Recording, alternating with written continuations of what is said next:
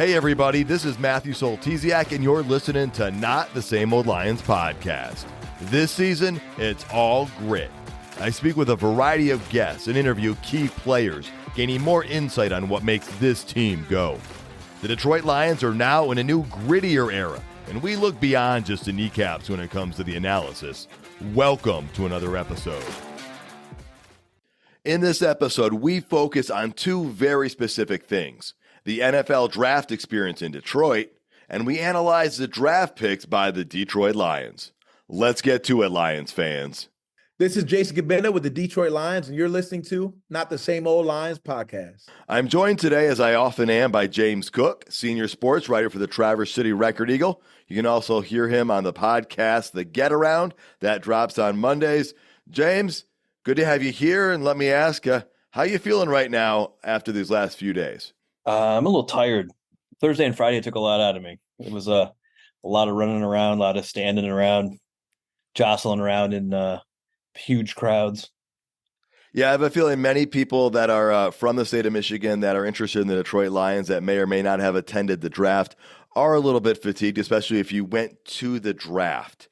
And let's start by talking about our draft experiences. James, you were down in Detroit. You were there for round 1 on Thursday, rounds 2 and 3 on Friday. I made my way down Friday evening. I attended on Saturday for rounds 4 through 7. Let me just quickly touch base on the numbers that I've seen reported, which is the first night drew a record crowd of 275,000.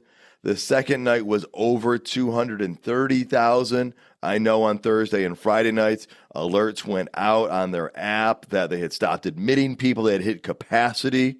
I don't know what the exact numbers were for the third day, but the total number that came out was 775,000 people attending. That destroys the old record set in Nashville back in 2019, which was 600,000. And to give everybody else an idea, the last 2 years were the third and fourth most at this point, which is Kansas City with 312,000 and Las Vegas with 300,000. So this is a pretty incredible number. James, before we get into what went through, what's your overall takeaway from just the overall number there? Yeah, it was impressive how many people were there. I mean, it was it was like being at Woodstock, and I went to like the 94, 99 Woodstocks, and it was kind of that similar, vibe of a lot of people in a very small space. At one point, where like the NFL experience, the draft experience part is in the kind of more south end or whatever. That part was actually on Thursday night cordoned off for a little while. They were not letting people back from that area into where the stage was for a while because they had hit that capacity, and they were apparently pretty worried about how many people were in there. And I was in the experience when it got cordoned off with some friends of ours. So we were stuck in there for a while, and they had 2 barriers set up. They had police officers there on horseback and everything to keep people out. And then the people kind of charged the first set of barriers and went through them, and then stopped when they got to the guys on horses. And then, I don't know, it was about probably 20 minutes later, they just kind of started letting people through. All right, so that was on Thursday then, is that correct? That was Thursday, yeah. So all right, tell me more about Thursday and what you experienced on Thursday and then into Friday. Yeah, and then once we got in there, we were able to work our way into the into the crowd and the stage, and it was just packed. It was pretty electric. The booing of certain teams was pretty evident. Especially Dallas seemed to get a lot of boos, It was a pretty good jovial atmosphere. You didn't see, even though there's a lot of fans from a lot of different teams, you didn't see a whole lot of disturbances or anything like that. I mean, people may be giving each other a little bit of razzing, but nothing too serious. All right, well, you said you made your way through. I know you made your way through eventually because you were there in the crowd when the Lions traded up and drafted Terrion Arnold. I've seen the video online of the crowd reaction. Tell me what it was like being there when that moment happened. Yeah, just when the lights behind the stage changed to, Detroit is on the clock, the crowd just went nuts. It was just electric, and everybody everybody was anticipating and Tyrion Arnold was like the guy that I was like, oh, he's still there. And so that's the guy I hadn't not even really considered him to be somebody that the Lions could have drafted this year, because I didn't think that they would trade up high enough to be able to get him. Um, so the fortune that they got with that working out is just amazing. Awesome. Yeah, it was. And we're going to get into that when we talk about the draft analysis. In addition to talking about, being at the stage and witnessing the draft picks being made, you did bring up the NFL experience, which was, for anybody who didn't make it there, was the opportunity to go see the Lombardi Trophy, to do some games, interactive experiences. You got to see Super Bowl rings if you wanted. There were autograph events. James, were there any ones that you were able to go to that you liked or had any takeaways from? We didn't really end up doing any of those things because the lines were so long. They had one thing too where it was all you had to do was wait in line and you got free pizza. And you could do a thing where you got to run a 40 like in the combine. And we wanted to do that, but the line for that was just epically long, and we decided that we needed to get back into the theater area to get to see the picks. So we didn't get to really experience much of that. We did the thing where they had the NFL player figures, one for each team that you could pose in, kind of like you were a player, and so we did some of those kind of photos and stuff like that, but didn't get to do a whole lot of the other stuff.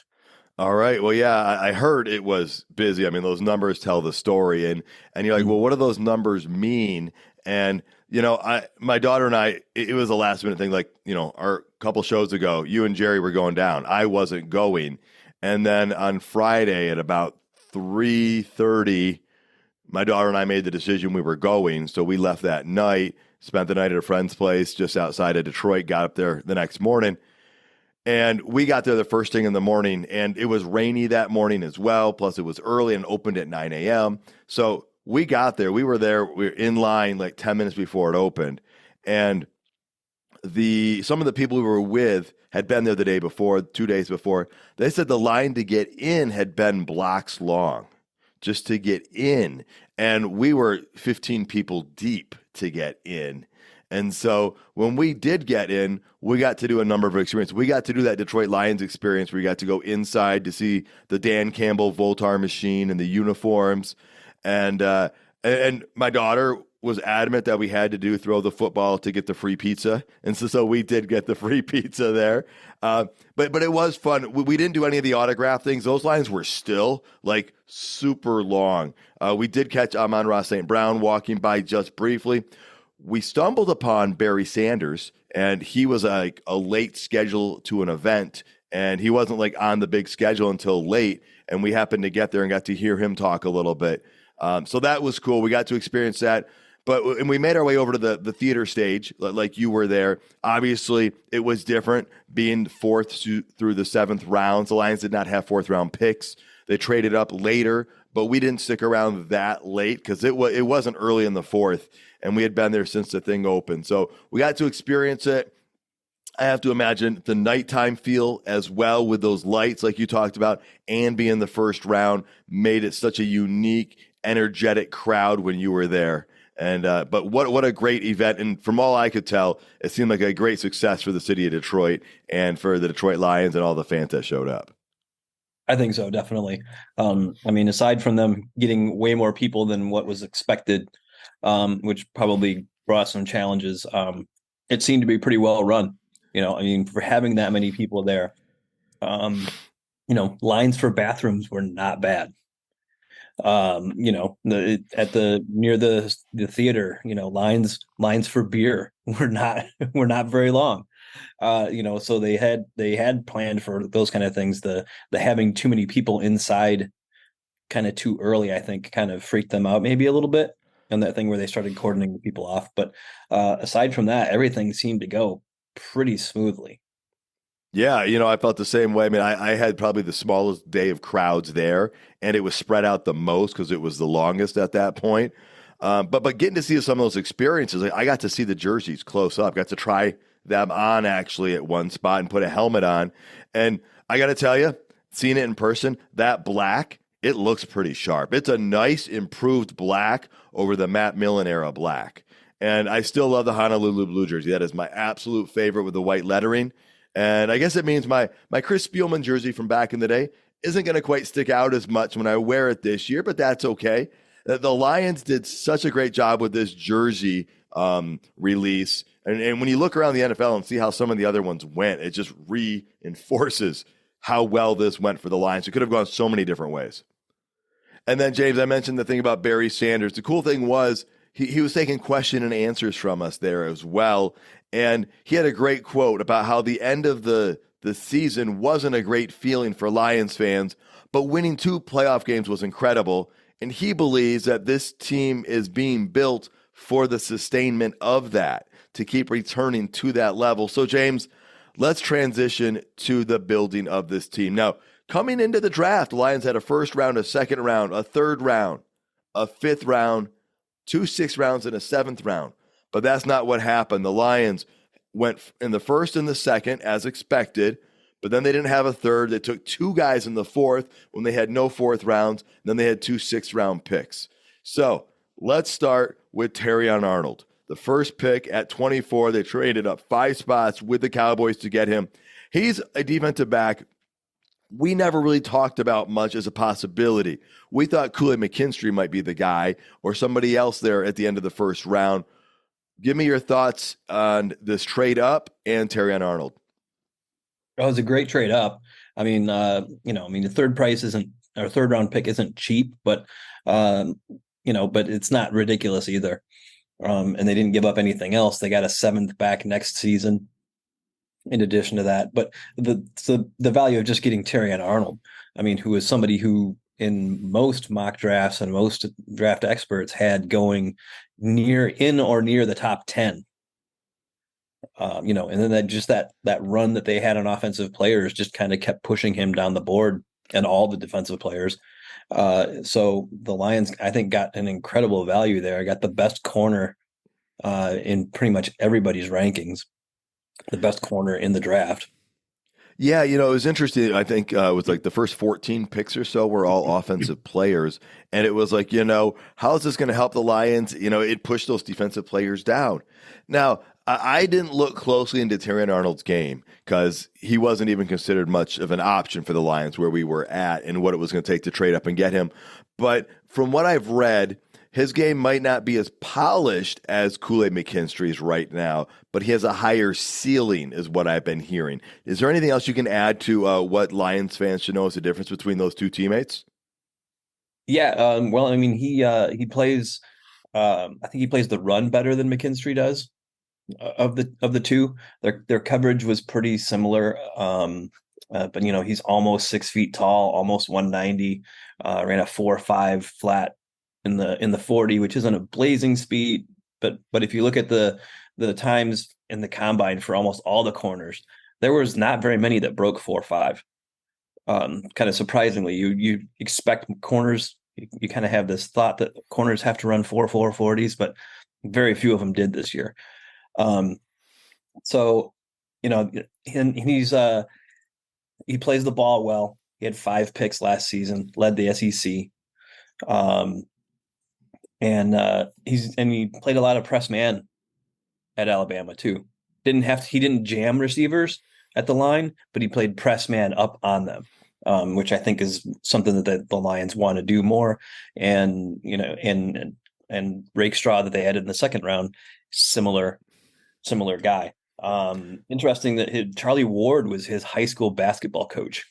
Well, there's an interesting little nugget right there. I never would have known that. Well, James, let me add with Terrion Arnold's draft spot. I didn't think the Lions were going defensive back with the first pick because I didn't think they would want to pick the 3rd or 4th defensive back off the board at that spot. But the fact that they got that Terry Arnold fell. I said if a certain player falls, I could see the Lions maybe try to go get him. This was the perfect situation, and they went up and got him.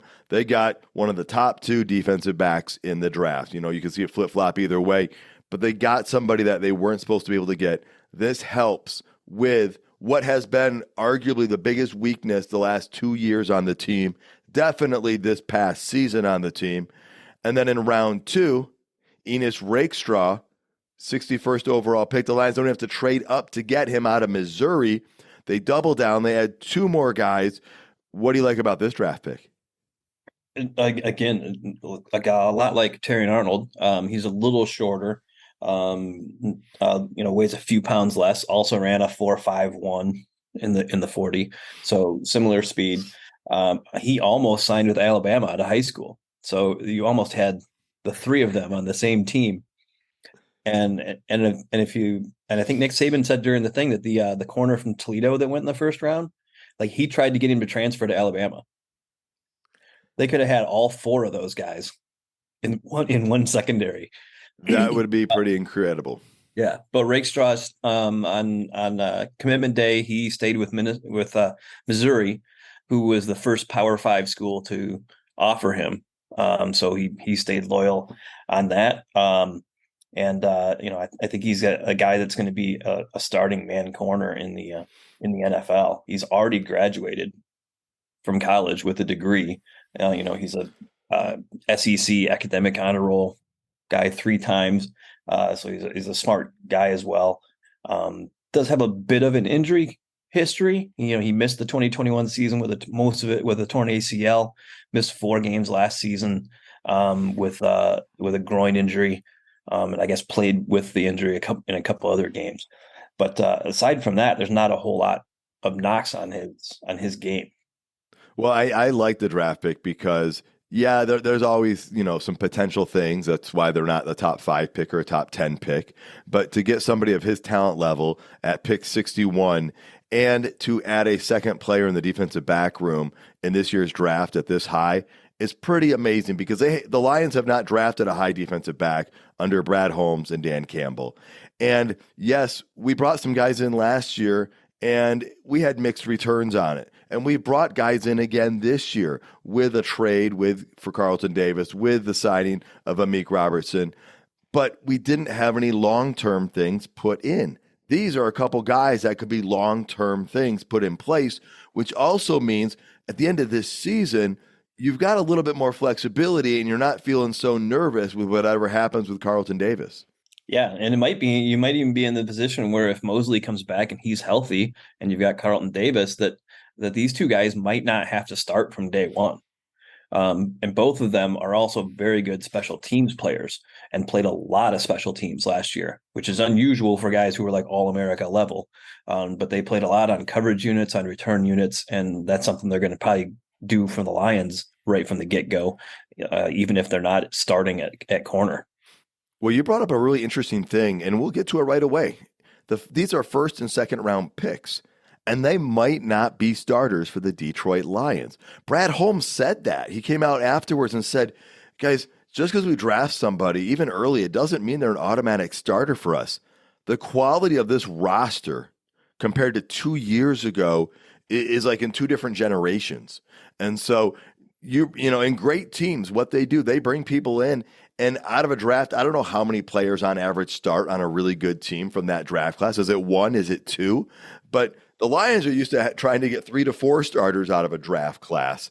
And that doesn't have to be the case anymore because you've got such quality people at these positions that you're looking to bolster depth and maybe add a piece or 2 at a higher level. And so you're right, James. These guys, they're going to be in there to compete with the other guys brought in, but there's going to be a little bit less pressure on them to succeed right away. Like when Jeff Okudah was drafted, the pressure was on him. I mean, A, top 5 pick, but B, they needed him right away. So it's like, get in and do this.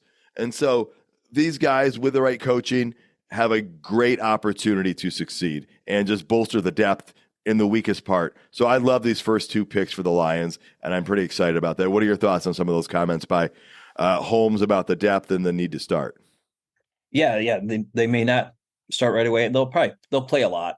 I mean, the Yeah. Lions have depth at corner now. They've got 5 legit corners, and so they can play whatever games they want to, mix and match coverages, do a lot of things like that. I guess the only other knock on Rakestraw was that he only had 1 interception in his whole college career, so he's not an interception guy. He's more of a pass breakup guy. He's going to get there and tip the ball away, not necessarily make the interception, the giant game changing play. All right. Well, and again, the biggest weakness on our team has been addressed. You never know how it's going to go, but you got to, and I know Brad Holmes didn't know the draft would go this way. And he even said it. It's one of those rare situations, and it happened twice, that the best player on the board met the biggest need for the Lions. They didn't go out of their way to draft somebody who met their need that wasn't the best player on the board just because they were doing it to fill a hole. So that really helps for the secondary. We'll talk more about some other parts of it later. But let's move over to the 4th round.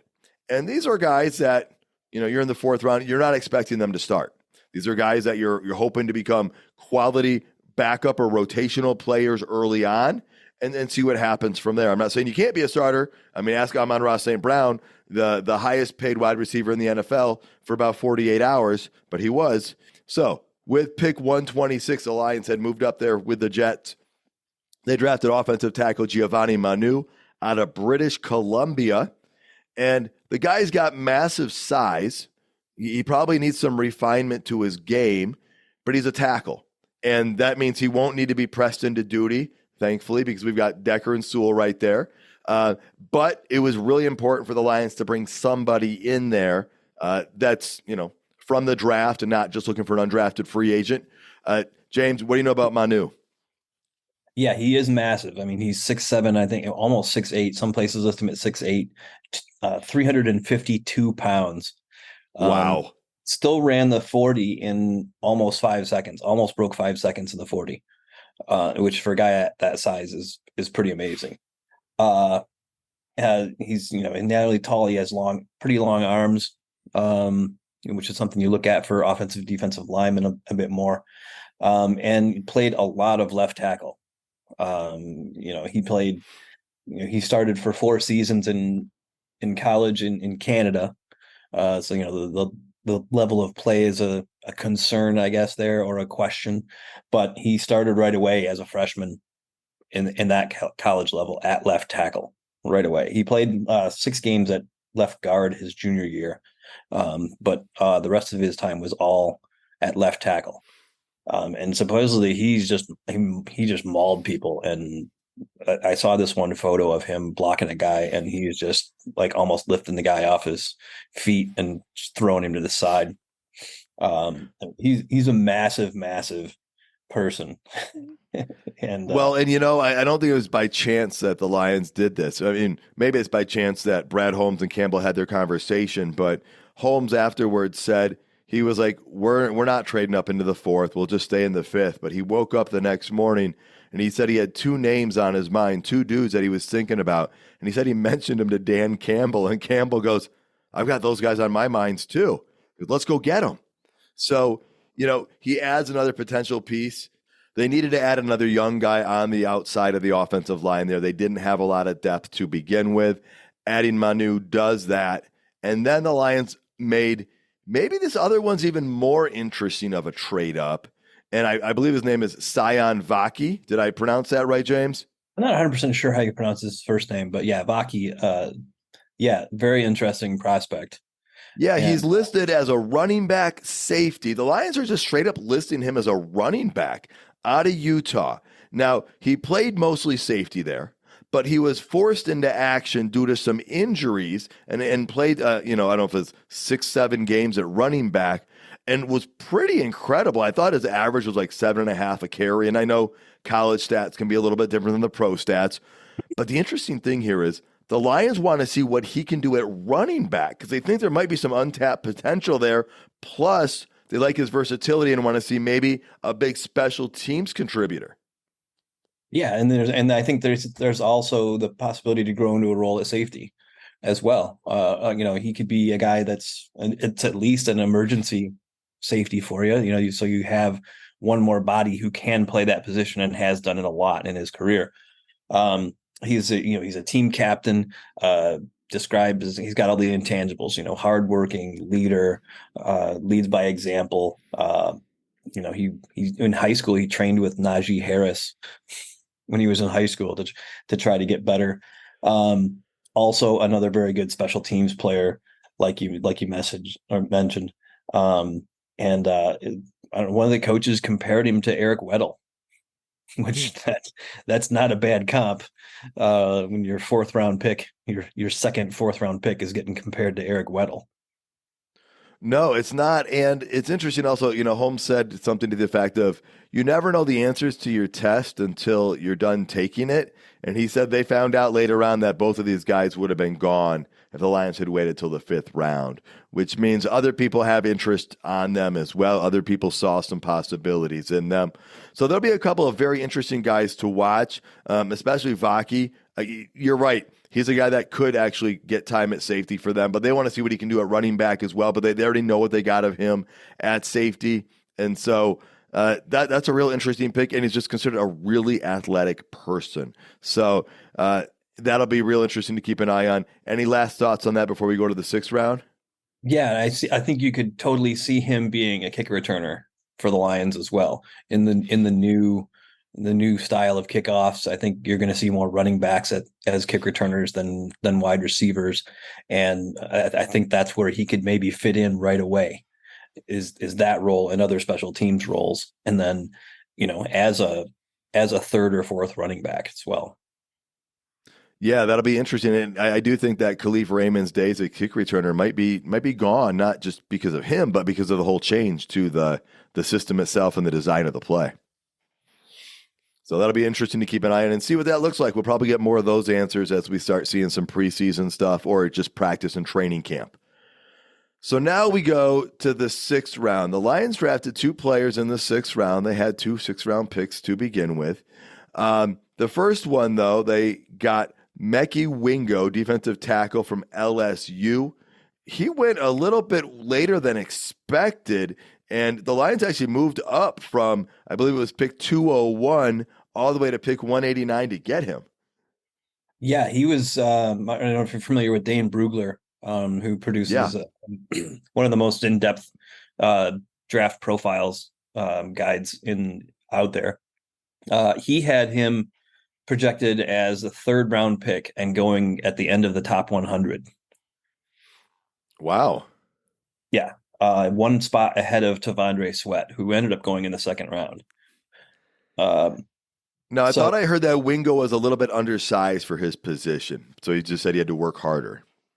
Right. Yeah. He's a 3 technique. He's about 285-ish. But has good enough pass rush moves where they would move him to end on passing downs as well. So one of the comps that I saw in him was Ed Oliver. And so I mean that's a pretty good. They didn't say he is Ed Oliver, but in that mold. Okay. As far as the actual full thing was a not as explosive version of Ed Oliver. Okay. But I mean that's going to be somebody who I think can help that defensive line. He's got good hands. He's got good moves in the defensive line. He plays the run pretty well, even though he isn't a huge defensive line or huge for defensive tackle size wise. He did run a 4.85 40 at close to 290 pounds. So he's pretty athletic. He's supposed to be very incredibly tough. He was LSU's player who I don't know if you know the thing about what LSU does with the number 18. It's called the Iron Tiger. Whoever, like the one player on the team who shows the most dedication and leadership and all the intangibles gets to wear number 18. And he was that guy for LSU last year. So it was weird to see a defensive tackle wearing 18, but that's what he did. He got hurt during the season, worked his butt off to get back and play in their bowl game, even when he didn't have to. But he took that leadership role on as the number 18 guy and said, I got to get back and help my guys play in our bowl game. So Yeah, that's the that story we heard from one of the Iowa players that the Lions drafted last year, how they were injured, but they worked their way back because they wanted to help out the team and not just worry about themselves. That seems to be a total trait the Lions look for. Mm-hmm. Yeah, a selfless guy who wants to be there for his teammates. So let's go to the last pick of the draft for the Detroit Lions, who was in the 6th round as well. Offensive guard Christian Mahogany out of Boston College. He is a late round guy who could develop. Seems like a pretty good addition at this point in the draft, grabbing a guard who, again, is a guy the Lions didn't think would be there at this point.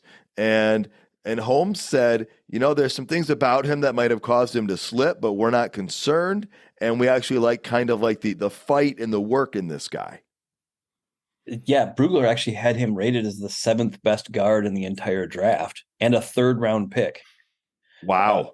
They got another deal there. Emery Hunt, who's another guy who does a really in-depth scouting thing, had Mahogany rated as the 5th best guard in this draft.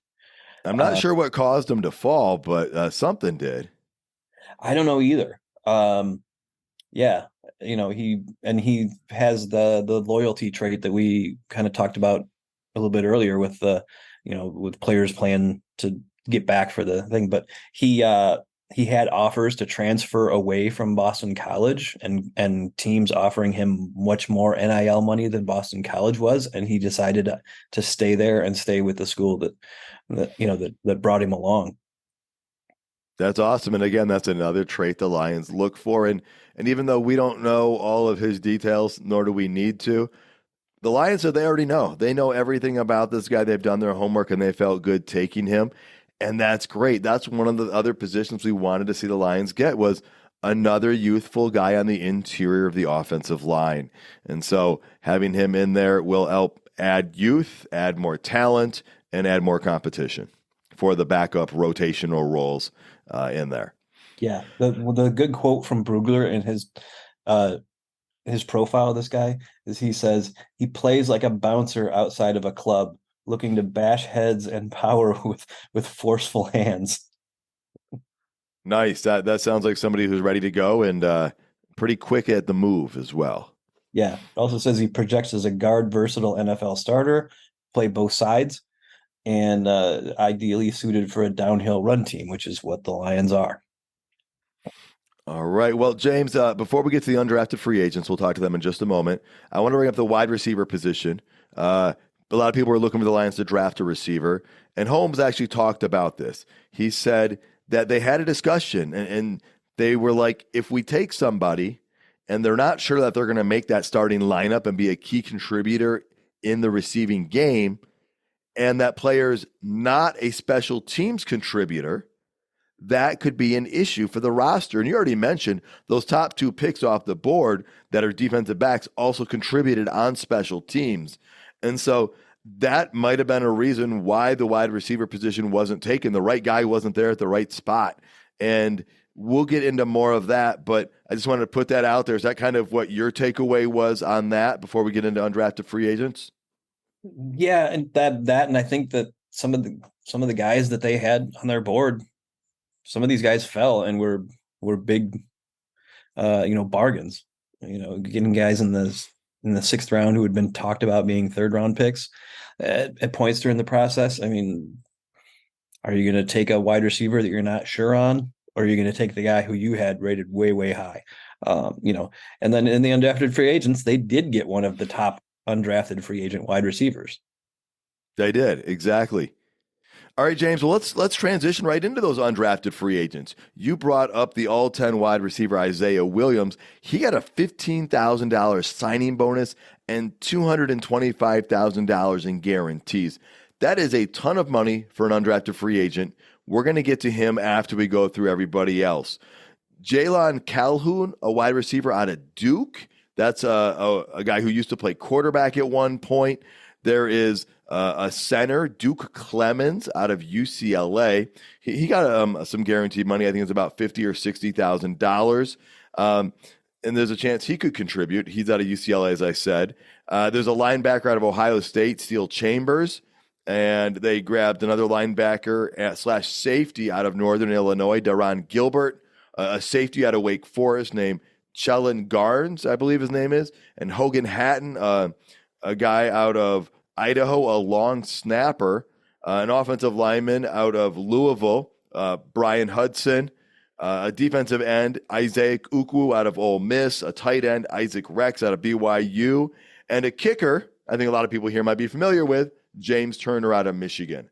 So let's start with Isaiah Williams. He's the one that's going to get the most talked about, I don't know, publicity, if you will, because he got a pretty big chunk of money given his way. Now, James, he's not a 6'3", 6'2" guy. I think he's about 5'10". He's not super 5'9". tall. 5'9", even smaller. 5'9", yeah. Shorter, not smaller. All right, so what do you make of this guy? I mean, he was an all first team Big Ten in the college ranks last year. He didn't get drafted, though. He was probably the most, you said it, one of the most sought after guys. He could be a returner type guy too. I don't know how that looks, but it looks like there's a good chance of him making the roster, getting this type of money. I think he's got a pretty realistic chance of making the roster. He's going to have to look good in camp and everything, obviously, but he's a slot receiver. But the Lions played Amon-Ra St. Brown out wide a lot last year, and you can always play two guys in the slot if need be. So, at least that was his role in college. He was a slot receiver.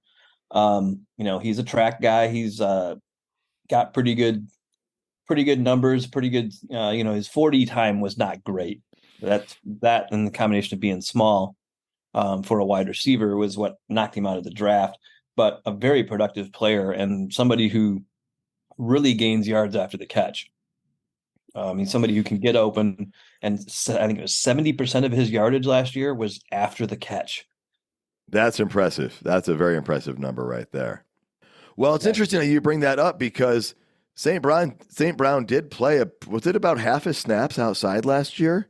And, pretty close. Yeah. And I'm wondering if that was by design of intentionality or if it was out of need. I know he had more desire to play out there a little bit, and he is 6 feet tall. And so it makes you wonder that, hey, if they go with this Williams guy and they go with the guy we know as Raymond, and those are your slot guys, and if the Lions don't bring in a tall, typical X receiver, and you've obviously got some other guys on the roster with Donovan Peoples-Jones and Antoine Green, do you continue to see more of St. Brown out there? Yeah, I think you totally could, and then Isaiah Williams could be your guy that fits into the slot, or Khalif Raymond a little bit more. He's the other thing, he can also play special teams. He's got return experience, so he can do there. He's just explosive when he gets the ball in his hands. Dane Brugler had a 7th round grade on him, so he's a guy who was supposed to get drafted. But again, that not running well at the combine and then only being 5'9" probably worked against him a lot to a lot of general managers. Yeah, well, and there's only so many spots in the wide receiver room. I mean, with St. Brown, Jamison Williams, and Khalif Raymond being your top 3, then you're like, okay, is Donovan Peoples-Jones the 4th guy there? And you've got Antoine Green from last year, and now you've got Isaiah Williams. And is there somebody else they might bring in yet, which we can even get to that. But it'll be interesting to see where he ranks and where there's that spot and what role it is that he can contribute, because there's not a lot of room for them to expand. I think Williams is one of the guys who's probably got the best chance of any of the undrafted free agents of making this team. But I don't think he's a lock either. So there are some of the other guys that I think have a chance to at least make the practice squad, if not maybe even with an impressive camp sneak in. I'm really interested to see the defensive lineman from William and Mary. It's division, it's a smaller school and everything, but I mean, he is 3-time All-American, led that school. He hit it with 28 sacks, 37.5 tackles for losses. What was his name? I don't think I listed him as one of the guys. I missed him. Nate Lynn. Yeah, I did not get him on the list. Yeah, he's kind of a tweener size too. The whole undrafted things are who's sometimes the school will announce them, sometimes the player will announce them, sometimes agents will announce them. So it takes a little while for those lists to come together sometimes. I don't know if he's the guy who's going to make the roster, but I mean, he put up big numbers at a lower level. So it'd be interesting to see how he does in training camp. Steel Chambers, you mentioned the linebacker from Ohio State. He led Ohio State in tackles last year. He was a guy who was supposed to be drafted in the 6th or 7th round. Just didn't continue to. He's got the traits, I think, to play in the NFL, and knows how to play special teams, so he can at least do that. So I think he can be a rotational guy, at least in the NFL, if they need him to be. And he also played some running back when he was at Ohio State. He started as running back there. Yeah, well, it's going to be interesting to see. We get undrafted free agents every year. Last year, Trevor Nowaski made the practice squad, got elevated up to the active roster, and then got taken when he was put back to, put on waivers to go back to the practice squad. Arizona grabbed him. And so, you never know what you're going to find after the 6th and 7th round with some of these undrafted free agents, but it's exciting to watch. And they're giving everything to make the roster. So that's the draft. And here's our roster, but it's likely far from finished. I mean, we know that there's possible positions of getting added. Now, not likely at defensive back at this point. I think we probably feel pretty good there. I don't think any of the undrafted guys were corners. No, I don't think so. But safety. Now, there's a possible position there. Now, we might see Branch get used at safety a little bit more, but we also could see a veteran get brought in there, yet as a free agent signing. Do you have any thoughts on what they might do at safety? I like the idea of them bringing in a veteran's safety. They're familiar with Quandre Diggs. We've mentioned him before. I don't think he would be too expensive. They've got still around $10 million in cap space. So they have the room to be able to sign a couple of these good veteran guys who can plug some holes and increase your depth. And I think safety is, with corner kind of taken care of now. Safety and wide receiver are kind of those two positions that you're kind of worried most about depth, I think, at. So I think safety is probably definitely going to get addressed. People have always brought up DJ Chark for wide receiver too, because he's still out there and has familiarity with the offense. But so I think that they will bring in a couple of veterans here, post June 1, probably more likely. But after the draft, I think that's something that definitely happens. Yeah, you're right. That X position at wide receiver spot is still a possibility as well. I mean, we've got Donovan Peoples-Jones in. That's probably the biggest hope on the roster right now. We're also hoping for some progress from Antoine Green. Don't quite know what you have, and it's very possible for a late round pick to make a big leap after that full season, or a marginal leap even. Doesn't have to be a huge home run, but just make progress and show that, you've picked up a few things that brings you to the next level. I know there are people out there clamoring for us to go get T. Higgins, but I don't see the Lions doing that because even if it's next year's draft picks, you don't give up draft picks for a high-priced guy. That's not usually the Lions' recipe for success. And plus, the Lions don't usually want to go get a guy who wants his way out of somewhere. Yeah, they haven't shown there any desire to really do that. I've seen people who have also said about wanting to get Hendrickson from the Bengals, who also asked for a trade, the defensive end. But I mean, they would have to make some other moves or restructure his contract because he already makes more than what they have in cap space. Yeah, and the Lions already have a ton of money invested in that wide receiver position now. I mean, yes, we know St. Brown got his contract, but a year ago, Khalif Raymond got an extension. But I did point out, last year Denzel Mims was brought in. The Lions have Donovan Peoples-Jones in place of Reynolds, but Josh was consistently more productive the last few years. And we were all excited late last summer when Marvin Jones got added to the roster. Now, it didn't work out, but it told you where people were at the time and what their concern was. Even though Laporta has had a sensational rookie season, we know that Jameson Williams has progressed and Amon-Ra St. Brown has continued to get better. People are still a little bit nervous about that wide receiver position, that X spot. Now, the guys that are out there right now are guys like Allen Robinson, Odell Beckham Jr., Michael Gallup, Tyler Boyd, Michael Thomas, Russell Gage, Marquez Valdez-Scantling, DJ Shark, and people of the like. And so it would have to be a guy who probably isn't want to break the bank, and it'd have to be the right fit. I don't know what the Lions are going to do. I wouldn't be shocked to see them bring somebody in, but I guess a few things would just have to line up for that. Yeah, I don't see him making a trade for that position. They've already kind of tried to tinker with that here and there. They traded for DPJ. A couple of years ago they tried the Trinity Benson trade. They've signed some other guys, like you said, bringing in Mims, bringing in Marvin Jones to kind of try to flesh out that depth at the wide receiver position. So I think they're still going to look at somebody, and maybe it could be Isaiah Williams. It could be that undrafted free agent who could be that guy. Maybe it's Antoine Green taking a step forward. They liked him enough last year that they kept him on the active roster the whole year and didn't expose him to waivers and by putting him on the practice squad at all. So they have to see something in him still. Now, James, there's one position we haven't really talked about too much, and this is one that I know some people are concerned about, is defensive end. The Lions haven't done a whole lot here other than the Marcus Davenport move. And he's considered more to be like a rotational change of pace guy, not someone who's going to be, a regular starter playing a high percentage of the snaps. Do you think the Lions are going to maybe consider bringing in a free agent here? They can consider it for sure. I mean, if things work out well, you can play Marcus Davenport on first and second down on the runs downs, and then on third down, bring in James Houston for the pass rush.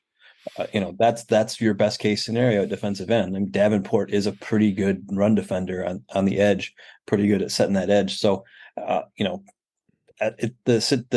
cupboard isn't bare there, and then you've also got Kaminsky and Josh Paschal at defensive end too, who both at times over the last couple seasons have shown flashes of being really good. So the cupboard's not bare there. I know it's not as sexy as a lot of fans want it to be, opposite of Aiden Hutchinson, but there's ingredients there, and we'll have to see how Aaron Glenn uses those. I agree with that assessment completely. It's like you're going to take the pieces and put them together to make the puzzle work. I honestly think anything short of an Aiden Hutchinson on the right end and the left end is going to be a disappointment for many fans. They want two Aiden Hutchinsons. And while some teams pull something similar to that off, it's a rarity. It's the exception. And the fact that we have increased or improved our defensive line on the interior with DJ Reader, I think that's going to make a big difference right there. I love the combo you put together with Davenport and Houston.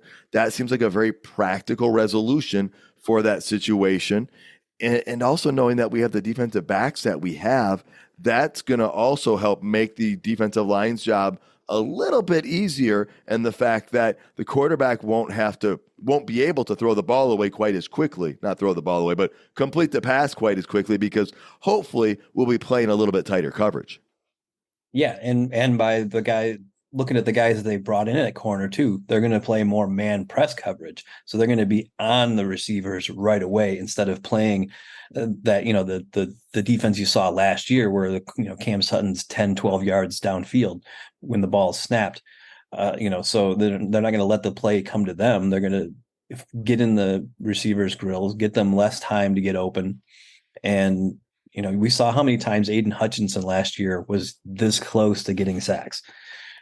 And, with the addition of maybe James Houston coming back, with the addition of the four corners that they've brought in, making that secondary better, a lot of those are going to start becoming sacks.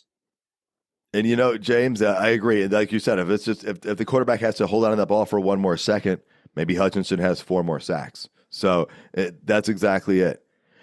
All right, well, let's wrap this thing up. Let's give our final thoughts on the 2024 NFL Draft for the Detroit Lions. James, what are your overarching themes, thoughts, or last ideas you want to share? I love how pretty much undeniably the biggest weakness on this team in the matter of a couple of days has become perhaps a strength, at least a strength of the defense. I think, potentially at least. You've got two excellent corners coming in. You've got the two free agents that you signed, essentially, if you count Carlton Davis. I mean, it's essentially they used their top 3 picks on corners because they traded the third for Carlton Davis.